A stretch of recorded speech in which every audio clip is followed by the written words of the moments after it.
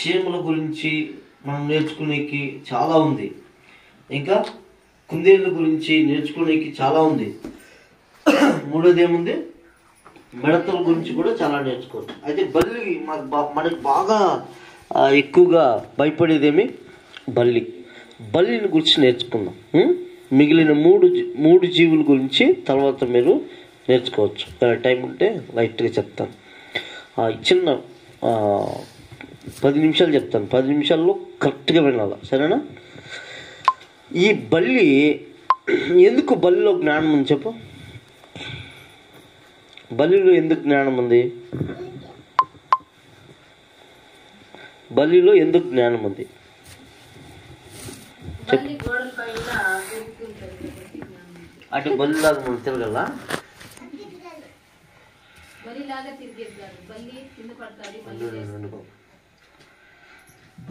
బల్లి గోడ మీద ఎక్కి మనుషులు వచ్చినప్పుడు పలకరిస్తాయి. బల్లి సరే, నా ప్రశ్న ఏమంటే బల్లి ఎందుకు పూల గుడిసెలో ఉండదా?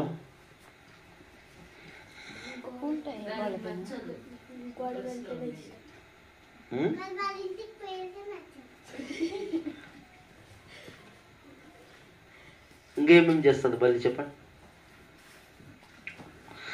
బల్లి ఇంకేమేం చేస్తుంది? మంచిని చేకూరుస్తుంది, బూసులు తీసులేదు అనుకుంటే గోళ్ళ మీద తినేస్తుంది. ఇంకా మనుషుల్ని చంపేస్తుంది.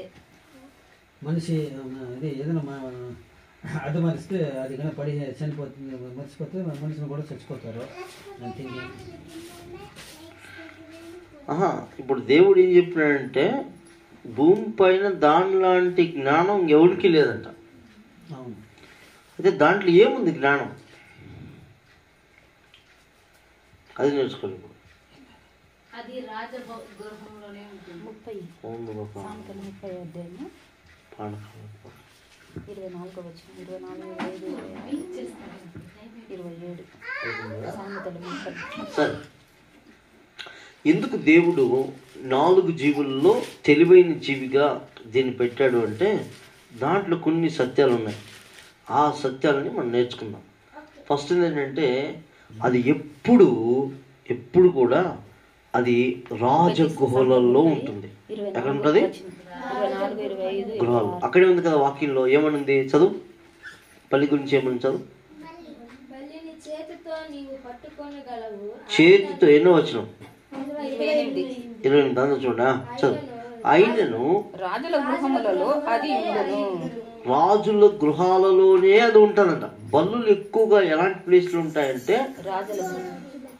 అంటే నీట్గా ఉన్న ఇళ్ళల్లో మాత్రమే ఉంటుంది.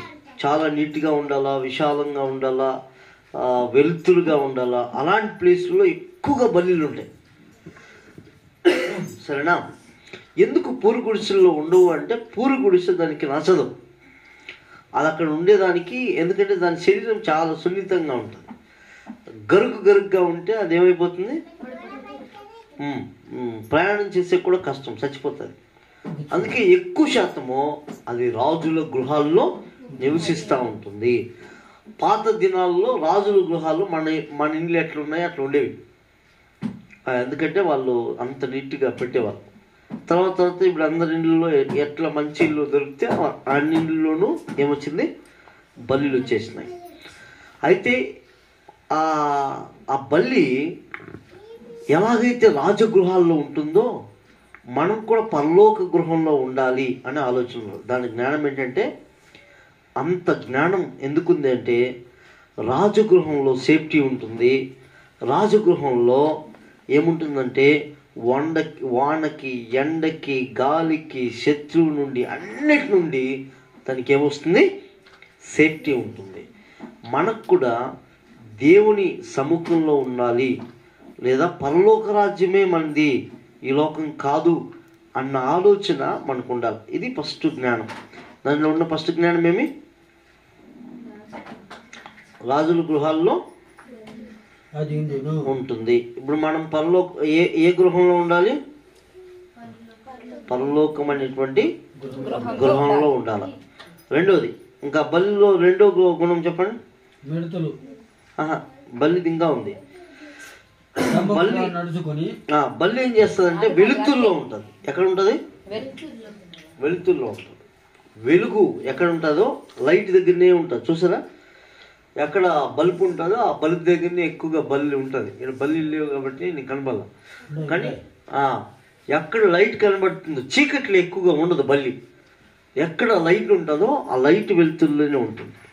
మనం కూడా యేసు ప్రభు మనకు వెలుగుగా ఉన్నాడు, వాక్యము మనకు వెలుగుగా ఉన్నది. కాబట్టి మనం ఎక్కడ ఉండాలంటే దేవుని దగ్గర ఉండాలా. హల్లెలూయా. దానికున్న జ్ఞానం మనకు ఉండాలి అంటే దేవుని దగ్గర మనం ఉంటే ఆ వెలుగును మనం పొందుకుంటాం. ఫస్ట్ది ఏం చెప్పాను? ఎక్కడ ఉంటుంది అది? రాజుల గుహల్లో ఉంటుంది. రెండవది ఏం చెప్పినాను? లైట్ దగ్గర ఉంటుంది, వెలుగులో ఉంటుంది. ఇప్పుడు నువ్వు నేను యేసు ప్రభు అనేటువంటి వెలుగులో మనం ఉండాలా. ఈ చీకటి కాలంలో, చీకటి దేశంలో, చీకటి లోకంలో నుండి మనము వెలుగులో ఉండాలి అంటే, మనం ఆ వెలుగుమయంగా జీవించాలి అంటే మనం ఏం చేయాలా? ఈ వాక్యంలో ఉండాలా, ప్రార్థనలో ఉండాలా.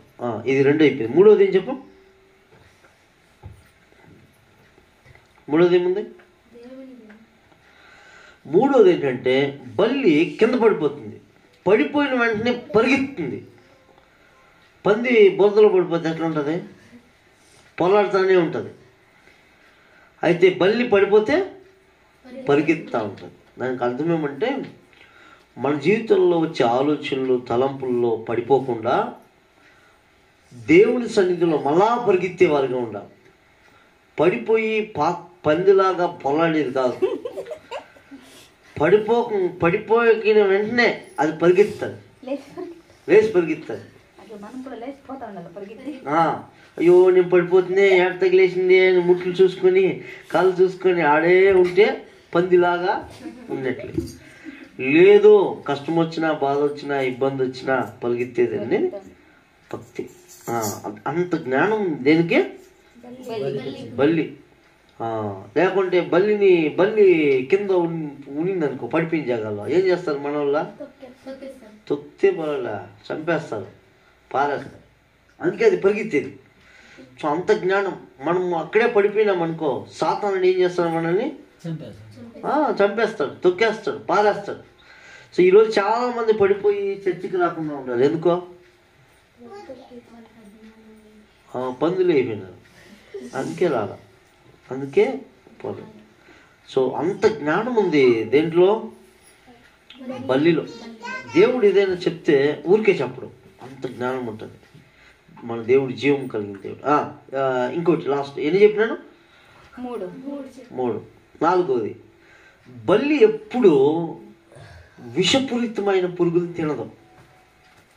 విషాన్ని చిమ్మే పురుగులను ఎప్పుడు తినదు, మంచి పురుగులు తింటుంది.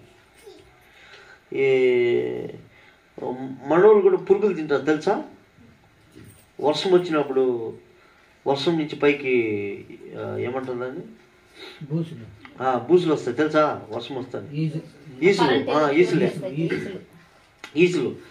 ఈ ఈసుల కంటే వర్షం టైంలో వచ్చే ఈసులు భూమిలో నుంచి వేస్తాయి. ఆ ఈసుల్ని మామూలు చిన్నప్పుడు కానీ మేము చిన్నప్పుడు అవన్నీ ఆ పైన రేకులను తీసేసేది, దాన్ని బాగా ఏం చేసి ఉడక పెట్టేసి బొరుగుల్లో కలిపిచ్చేస్తూ ఉంటాయి. ఏమీ కాదు, బాగా టేస్ట్ ఉంటా ఉండే. అంటే ఆ పురుగులు తినేవాళ్ళు. ఆ పురుగులు కూడా అప్పుడు రోడ్లో కూడా అమ్మేవాళ్ళు 5 రూపాయలకి, 2 రూపాయలకు, 1 రూపాయలకి. అయితే ఈ పురుగు మంచి పురుగులు తినేది, మంచి పురుగుల్ని తినేది. దానికి అర్థం మంచి పురుగులు తినడం అంటే అర్థము దేవుని వాక్యాన్ని రోజు ధ్యానించడం. దేవుని వాక్యాన్ని రోజు ధ్యానించడం, అది కూడా మంచి వాక్యమే. మంచి వాక్యము ఎక్కడ వస్తుంది? బైబిల్లో నుంచి వస్తుంది. చెడ్డ వాక్యం ఎక్కడి నుంచి వస్తుంది? సాతాను నుంచి, టీవీ నుంచి. ఏమి నుంచి వస్తుంది? చెడ్డది అబద్ధాలు చెప్పేది. చూసా? సో ఈ 4 విషయాలు ఫస్ట్ ఏం చెప్పినాడంటే పైనే ఉంటుంది, ఇంట్లో ఉంటుంది. కానీ ఎక్కడ ఉంటుంది? అది పైనే ఉంటుంది. అది ఎక్కడ కింద ప్రయాణం చేయదు ఎక్కువ. ఎప్పుడో పడిపోయినప్పుడు లేచి పరిగెత్తుంది, కానీ అది ప్రయాణం చేసేది మొత్తము పైనే. అంటే దానికి అర్థము పైనున్న వాటిని మనం వెతకాలి, పరలోక సంబంధమైన వాటిని వెతకాలి. ఇది ఫస్ట్. ఇది రెండవది, అది వెలుగు దగ్గర ఉంటుంది. వెలుగు అనేటువంటి దేవుని దగ్గరనే మనం ఉండాలి, పరిశుద్ధంగానే జీవించాలి. మూడవది ఏం చూస్తాం? మూడవది పడిపోతే పరిగెత్తాల, ఉండకూడదు. పడిపోయేలా స్లిప్ అయినా కూడా అది పరుగులు తీస్తూనే ఉంటుంది. నాలుగోది ఏమంటే విషపూరితమైన దాన్ని తినదు, ఆరోగ్యవంతమైనటువంటి దాన్ని తింటారు. అంటే దేవుని వాక్యం, దేవుని మాటలు మనకు ఆరోగ్యంగా ఉంటాయి. సో ఈ 4 విషయాలు మర్చిపోకూడదు ఈరోజు. దీంట్లో ఏముంది? మిక్కిలి జ్ఞానం ఉంది. దేవుడు చూడు ఎన్ని రకాలుగా మనకు నేర్పిస్తాడు. మనుషులను చూపించి నేర్పిస్తాడు, వ్యక్తులను చూపించి, భక్తులను చూపించి, చెట్లను చూపించి, పుట్టలను చూపించి, చివరికి భూమిపైన ఉండేటువంటి జీవులను చూపించి కూడా దేవుడు నేర్పిస్తాడు. కాబట్టి మనం ప్రార్థన చేద్దామా? బల్లిలాగా మనం పైనున్న వాటినే వెతకాలి, బల్లిలాగా వెలుగు సంబంధంగానే ఉండాలి. బల్లిలాగా మనం ఎక్కడ ఉండాలంటే మంచి విషపూరితమైన ఆహారం కాదు, కానీ మంచి ఆహారాన్ని ధ్యానించాలి. పడిపోయినా కూడా పరిగెత్తేవారుగా ఉండాలి, సోలిపోకుండా, కృంగిపోకుండా పరిగెత్తే స్థితిలో ఉండాలి. అటు కృప దయచేయాలని ప్రార్థన చేద్దాం. తండ్రి, మీకు వందనాలు, స్తోత్రాలు చెల్లిస్తున్నాం. దగ్గర స్వామి, మీకు స్తోత్రాలు చెల్లిస్తున్నాం. తండ్రి, మీ కృప చూపించండి, కనికలు చూపించండి, దయని చూపించండి. ఆయన బలిలో ఉన్నటువంటి మహత్యాన్ని, జ్ఞానాన్ని మేము నేర్చుకోవడానికి సహాయం చేశారు. నేను అలాంటి కృప దయచేయండి. మేము బలిలాగా జీవించే కృప దయచేయండి. నాయన తండ్రి, మీకు జ్ఞానం ఉంది కనుక ఆ బలిలో ఉన్నటువంటి అద్భుతమైన మాటల్లో తండ్రి ఆత్మీయ సత్యాలు నిజంగానే పైనున్న వాటిని వెతకాలి. ఆ పరలోకపు ఇల్లు తండ్రి శాశ్వతమైన లోకం కొరకు మేము ప్రాకులాడే వ్యక్తులుగా ఉండాలి. నా రాజు మీరే గనుక రాజాతి రాజైనటువంటి ఆ పరలోక పట్టణము, ఆ బంగారు పట్టణానికి వెళ్ళటానికి నైనా మేము పైనున్న వాటిని వెతకడానికి సహాయం దయచేయండి. వెలుగు సంబంధులుగా, వాక్యపు సంబంధులుగా, పరిశుద్ధమైన జీవితంగా నైనా మేము జీవించే కృప దయచేయమని ప్రార్థన చేస్తున్నాం. అలాగే నైనా తండ్రి, మేము తండ్రి వాక్యమైనటువంటి వాక్యాన్ని ధ్యానించేటువంటి వ్యక్తులుగా, ఆహారం తినేటువంటి వ్యక్తులుగా ఉంచమని ప్రార్థన చేస్తున్నారు. 4వదిగా మేము చూసాను తండ్రి, మేము పడిపోకుండా తండ్రి, మేము పరిగెత్తేటువంటి వ్యక్తిగా, పడిపోయినా కృంగిపోకుండా మీ సన్నిధిలో ఎదిగి అనుదినము మేము పరిగెత్తే కృప దయచేయమని ప్రార్థన చేస్తున్నాం. చివరిగా మేము ప్రార్థన చేస్తున్నాం, మీ కృప చూపించండి అయినా, మీ దయ చూపించండి. విషపూరితమైంది, పాపపూరితమైంది, లోకపూరితమైంది, మీకు ఆయాసకరమైంది ఏది కూడా తను మేము తినకుండా, మేము ఆలోచించకుండా సహాయం చేయమని మీకే మహిమ చెల్లిస్తూ యేసయ్య నామములో అడుగుచున్నాం తండ్రి. హెబ్రీ రాసిన పత్రిక 3:1 ఏముందంటే, ఇందువలన పరలోక సంబంధమైన పిలుపులో పాలు పొందిన పరిశుద్ధ సహోదరులారా, మనం ఒప్పుకున్న దానికి అపోస్తలులను ప్రధాన యాజకులైన యేసు మీద లక్ష్యముంచుడి అని ఇక్కడ వాక్యం చూస్తూ ఉన్నాం. పరలోక సంబంధమైన పిలుపులో పాలు పొందిన పరిశుద్ధ జనాంగం, లేదా పరలోకమైన పిలుపు ఏది? పరలోకమైన పిలుపు, పరలోక సంబంధమైన పిలుపు ఉండే వాళ్ళు ఎవరిపైన దృష్టి వస్తారంట? యేసు ప్రభు పైన. యేసు ప్రభు పరలోకం నుంచి దిగొచ్చారు. నిన్న ఎవరో ఒక ఆయన ఈ విధంగా చెప్తా ఉంటే, యేసు ప్రభుని అంగీకరించింది ఎవరు? యేసు ప్రభుని నమ్మింది ఎవరు? యేసు ప్రభుని ఆరాధించింది ఎవరు అంటే, భారతదేశంలో చాలామంది ఉన్నారు. చాలామంది వ్యక్తులు ప్రభుని ఆరాధించారు, బాప్తిసం కూడా తీసుకున్నారు. దాంట్లో గాంధీజీ ఒక ఆయన బాప్తిసం తీసుకున్నాడు. ఇంకొక ఆయన ఉన్నాడు, స్వామి వివేకానంద. ఆయన బాప్తిసం తీసుకోలేదు, కానీ యేసు ప్రభు అంటే ఏంటి, ఆయన గొప్పతనాన్ని చెప్పాడు. ఆయన గొప్పతనం ఏమంటే ఒకటి చెప్పాడు. ఆయన పరలోకం నుంచి దిగొచ్చాడు, పరిశుద్ధమైన దేవుడు. ఆయన ఒక ఇంట్లో ఇలా కూర్చొని ఉన్నప్పుడు పాపాత్మురాలి స్త్రీ యేసు ప్రభు దగ్గరకు వచ్చింది. వచ్చిన వెంటనే ఏమైంది తెలుసా? రక్తంతో కాళ్ళు కడిగింది. ఏం కడిగిందాము? కన్నీటితో కాళ్ళు కడిగింది. తల వెంట్రుకలతో ఏం చేసింది? కాళ్ళు తుడిచింది. కన్నీటితో కాళ్ళు కడిగింది, తల వెంట్రుకలతో తుడిచింది. ఆ ప్లేస్లో నేనుంటే ఎవరనింది మాట? స్వామి వివేకానంద. ఆయన ఏమన్నాడంటే, ఒకవేళ నేను ఆ ప్లేస్లో ఉంటే నా రక్తంతో యేసు ప్రభుని కడిగేవాడు. ఆయన అంత గొప్ప దేవుడు అన్నాడు. ఎవరు? స్వామి వివేకానంద. సో వీళ్ళిద్దరు పరలోకం పోయారంటే పోలే, వీళ్ళిద్దరూ ప్రభువుని వెంబడించారంటే వెంబడించాల. కానీ వీళ్ళు చెప్పిందేమో గొప్ప గొప్ప మాటలు. అయితే పరలోక పిలుపు అనే మాటకి మనం ఆలోచిస్తే, యేసు ప్రభు ఎట్లా మనతో ఈ లోకంలో ఉన్నాడో, ఎలా పెరిగాడో, ఎలా ఎదిగాడో, ఎలా మనకు అన్నీ నేర్పించాడో, వాటినన్నిటిని గురించి ఆలోచన కలిగేదే పరలోక పిలుపు. సరే, ఇంకొక మాట, యేసు ప్రభు పైన మనసు పెట్టేదే పరలోక పిలుపు. ఇంకొక మాట చదువుదాం. హెబ్రీయులకు రాసిన పత్రిక 11వ అధ్యాయం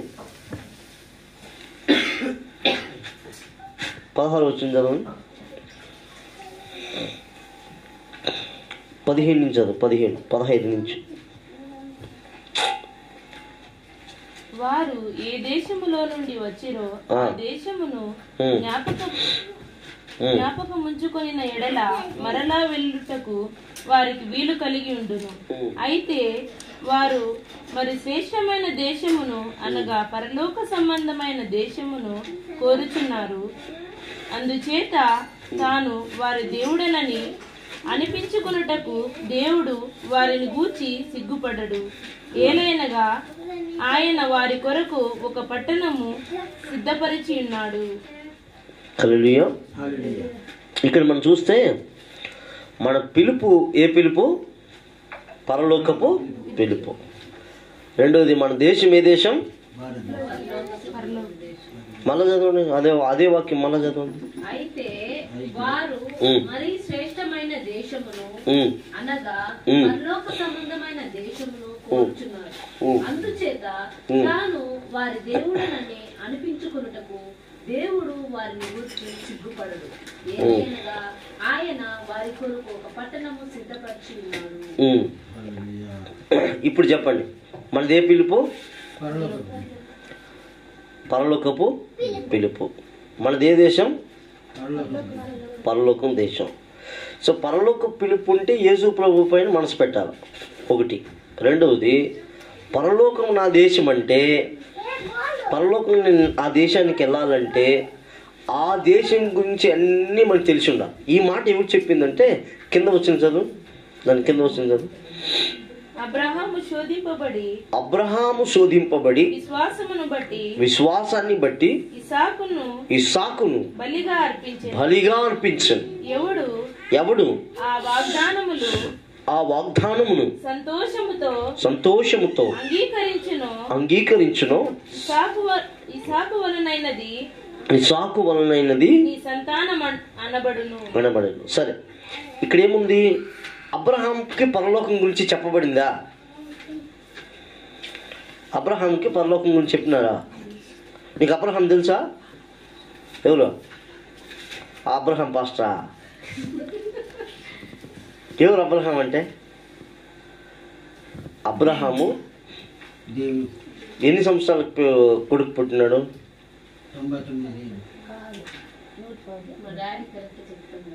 99.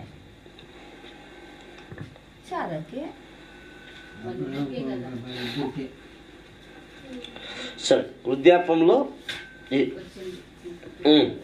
99 100 ఏళ్ళకి దేవుడు ఇచ్చినాడు సంతానం. సరే, ఈ వయసులో సంతానం ఇచ్చినప్పుడు మిగిలిన ఎన్ని సంవత్సరాలు దేనికోసం బతికినారు? దేవుని కోసం కాదు, పరలోక దేశం కోసం.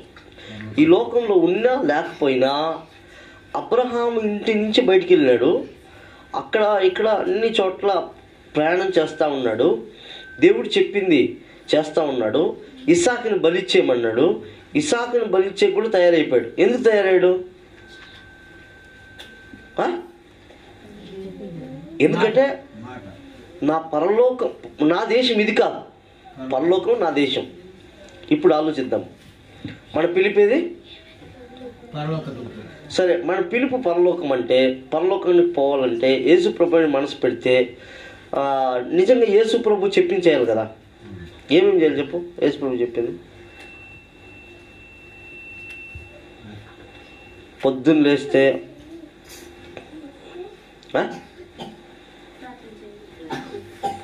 ఊళ్ళంతా గ్రౌండ్ చేయాలా, పక్కన ఒకాకు వేసుకునే వాళ్ళు ఉంటే కొంచెం వేసుకొని టేస్ట్ చూడాలా, బీడీలు తాగే వాళ్ళు లేకపోతే కొంచెం వాసన చూడాలా కదమ్మా. ఏం చేయాలా? పొద్దున్న లేస్తేనే ప్రార్థన చేయాలి. నిజం చెప్పండి, ఈరోజు ఎంతమంది ప్రార్థన చేసినారు? మానసు చేసిన. ఓకే, సరే. పరలోక పిలుపు అంటే అర్థం ఏంటంటే, మోషేకి ఉన్న దర్శనం, మోషేకి ఉన్న ఆశ, అది పరలోక పిలుపు. రెండవది అబ్రహాముకు కూడా ఆశ, పరలోక పిలుపు. ఏ రోజో ఒక రోజు ఈ లోకాన్ని విడిచిపెట్టి వెళ్ళిపోతాం. ఏది మనం పెట్టుకోం. అయితే మనం చచ్చిపోయిన తర్వాత ఆ పరలోకానికి వెళ్ళి అక్కడ గొప్ప సంతోషం, సమాధానం ఉండాలనేది దేవుని ఉద్దేశం. సరే, జరిగిన సంఘటన ఒకటి చెప్పి నేను ముగిస్తాను. ఓకే, నేను మీకు పరలోకం గురించి చెప్తే మళ్ళా మీరు నిద్రపోతారు, మీకు అర్థమైంది.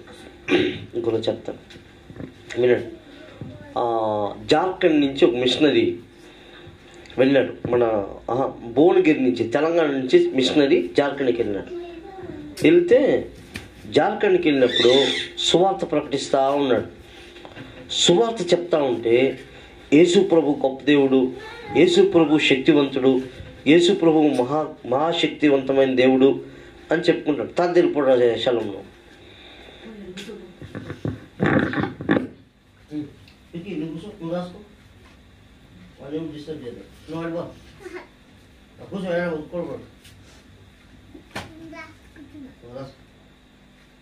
డిస్టర్బ్ చేయదు. అయితే జార్ఖండ్ నుంచి ఇట్లా వస్తూ ఉన్నాడు. ఒక ఊరికి వెళ్ళి సువార్త చెప్తా ఉన్నాడు. సువార్త చెప్తా ఉంటే ఆ ఊరు ఎట్లాంటిదంటే, ఇನ್ನು బాగా పండు, ఆ ఊరు ఎట్లాంటిదంటే, వానికి దయ్యం వచ్చిందంటే ఎవరినైనా చంపేస్తాం. రక్త కాటేరంట, తెలుసా? రక్త కాటేరు. వానికి ఇట్లా సేనులో పోతా ఉంటే ఒంట్లోకి వచ్చేసింది రక్త కాటేరు. వచ్చేస్తే అయ్యో వాళ్ళ నాయనకి వచ్చింది, కొడుకు తెలిసిపోయింది, పొరికి తెలిపినాడు. అప్పుడు నాయనకి ఏం చేశాడు, లోపల వచ్చేసరికి ఓ వీడికి కొడుక్కి వచ్చేసింది రక్త కట్టే అని చెప్పి పరిగి తెలిపాడు. పరిగి తెలిపోతా ఉంటే నాయన్ని కొరికేద్దామని వీడు పరిగెత్తాను వెనకాల. అలా పరిగెత్తా ఉంటే నాయన పరిగెత్తేశాడు. పరిగెత్తే రోడ్లో ఒక గర్భిణీ స్త్రీ పాపం, ఆమె రోడ్లో పోతా ఉంటే ఆమె గొంతు పట్టుకుని కొరికేసి రక్తం పీల్చేసినాడు. ఆ ఊపిరి ఆడుకుని ఆమె చచ్చిపోయింది. అప్పుడు ఊరోళ్ళంతా వచ్చి పంచాయతీ పెట్టి వీనికి దయ్యం పట్టింది, రక్తం పీల్చిస్తాడు, చంపేస్తానని చెప్పి కట్టెలతో భయంకరంగా కొట్టి కేసేసి వాడిని చిత్రహింసలు పెట్టినారు. తర్వాత వాడిని అడిగితే ఎందుకు నీకు ఇట్లా అయిందంటే నాకు తెలీదు, అలా అయిపోతా ఉంది అని చెప్పినాడు. మళ్ళీ అదే ఊర్లోనే ఆ వ్యక్తిని ప్రార్థన కూర్చోబెట్టి ప్రార్థన చేసిన వెంటనే ఆయనకి ఏం పోయింది, దయ్యం పోయింది. ఆ ఊరిలో వాళ్ళ బంధువులు మిత్రులంతా చర్చికి వచ్చేసి స్టార్ట్ చేశారు. ఒక ఆమె చాలా వ్యాధితో ఉంటే ఈ అద్భుతం జరిగిన కొన్ని రోజులకి ఒక ఆయనకి చాలా అనారోగ్యంగా ఉండి సడన్గా 2-3 రోజులు చచ్చిపోయినాడు. చచ్చిపోయిన వెంటనే ఊరులంతా వచ్చినారు, యేసు ప్రభువుని నమ్మినారు, అందుకే ఆ దేవుడు చంపేసినాడు, మా దేవుడు చంపేసినారు అని చెప్పి ఫుల్గా తిడతా ఉన్నారు. అలా తిడతా ఉంటే అప్పుడు ఈ విశ్వాసం అందరూ కూర్చొని 5 గంటలు మోకాళ్ళు వేసి ప్రార్థన చేస్తాను. 5 గంటలు చేర్చి ప్రే చేస్తూ ఉంటే ఇట్లా పడుకొని చచ్చిపోయి ఏడుస్తూ ఉన్నాడు. క్షణంగా లేచేసినాడు. లేచిన వెంటనే ఎంతమంది చచ్చిపోయినాడని చెప్పి వీనికి పాతి పెట్టము అని చెప్పేసి అందరూ వెనక్కి వెళ్ళిపోయారు. వీడు లేచి హల్లెలూయా అనేసరికి ఆ ఉండే వాళ్ళ గుంపంతా పరిగెత్తుకొని వచ్చేసినాడు. ఏమో జరుగుతుంది అక్కడ, నువ్వు చచ్చిపోతావు కదా, ఎట్లా లేచినావు? అప్పుడు వాడు చెప్పినంట, నేను చచ్చిపోయిన వెంటనే నా ఆత్మ వెళ్ళిపోతూ ఉంది, నా బాడీ కనబడతా ఉంది. నాకు వ్యాధితో ఉన్నాను కదా, నాకు వ్యాధి కనబడతా లేదు. అక్కడ అందరూ ఏడుస్తూ ఉన్నారు. అలా వెళ్ళిపోతూ ఉంటుంది. ఆ దారిలో పోతా ఉంటే ఆడొక చోట అగ్ని అరుస్తూ ఉన్నారు. అయ్యో ఈ ప్లేస్ నా ప్లేస్ కాదు, ఇంత ఘోరమైన శబ్దాలు వస్తూ ఉన్నాయి, ఈ అరుపులు వస్తాయని చెప్పి అక్కడి నుంచి తప్పుకొని ఇంకొక రూట్ ఉంటే ఆ రూట్కి ఇంకా పైకి వెళ్ళినాడు.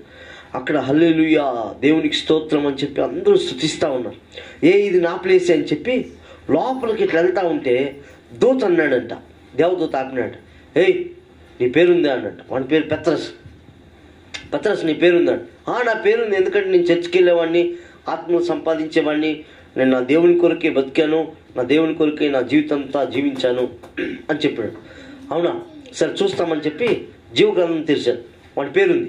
వాడి పేరు ఉన్న వెంటనే సరే నీ పేరుంది కానీ నీకు ఆయుష్ ఇవ్వాలని దేవుడు చెప్పాడు, నువ్వు లోపలికి రావడానికి వీల్లేదు అన్నాడు. ఎందుకు వీల్లేదు అని అడిగాడు. ఎందుకంటే కింద 5 మంది ఏం చేస్తున్నారు, ప్రార్థన చేస్తున్నారు, నువ్వు ఎన్నికి వెళ్ళిపో అన్నాడు. అప్పుడు వాడు నేను పోను, మళ్ళా ఆడు ఏడిపి, మళ్ళా ఆడు కష్టాలే, నాకు ఇది బాగుంది, హల్లెలూయా స్తోత్రం మనకి బాగుంది, ఈ పరలోకానికి నేను పోనని మారం పెడతానంట. వాడిని బలవంతం చేసి ఒక నెట్టితే మళ్ళా పోయి శరీరంలో దూరుకొని మళ్ళా ప్రాణంతో బయటకు వచ్చినాడు.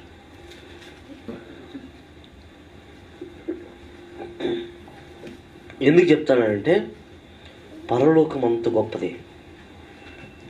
చచ్చిపోయి తిరిగి లేచినోడు చెప్పిన తర్వాత 40 రోజులు సువార్త చెప్పి ఆ ప్రాంతం అంతా ఈరోజు 100 బాప్తీసాలండి. యేసుక్రీస్తు వారు కూడా పరలోకం నుంచి దిగొచ్చినాడు. ఇప్పుడు మనం చేసి భక్తి ప్రార్థన అవన్నీ యాటికి పోయికే, పరలోకం పోయికే కదా. కానీ పరలోకం అనేది మర్చిపోతాం మనం. పరలోకం ఉంది, పరలోకంలో ఉండాలా, పరలోకం వరకు జీవించాలా. ఈ 2 మనకు గుర్తుంటే చాలు జీవితం ధన్యమైపోతుంది. ఫస్ట్దేమి పరలోక పిలుపు, రెండవదేమి పరలోకం నా దేశం. ప్రార్థన చేద్దామా? పరిశుద్ధుడు ప్రేమల తండ్రి, మీకు వందనాలు స్తోత్రాలు చెల్లిస్తున్నా. నేను భూమిపైన వచ్చిన ప్రతి ఒక్కరును ఒకరోజు పరలోకాన్ని దర్శించాల్సిందే. కానీ నరకం కూడా ఉంది. పరలోకం వెళ్ళడానికి మీరు మా కొరకు పరలోకాన్ని దిగొచ్చి భూలోకంలో మరణించారు. పరలోకమే మా దేశం, పరలోకమే మా స్వాస్థ్యం.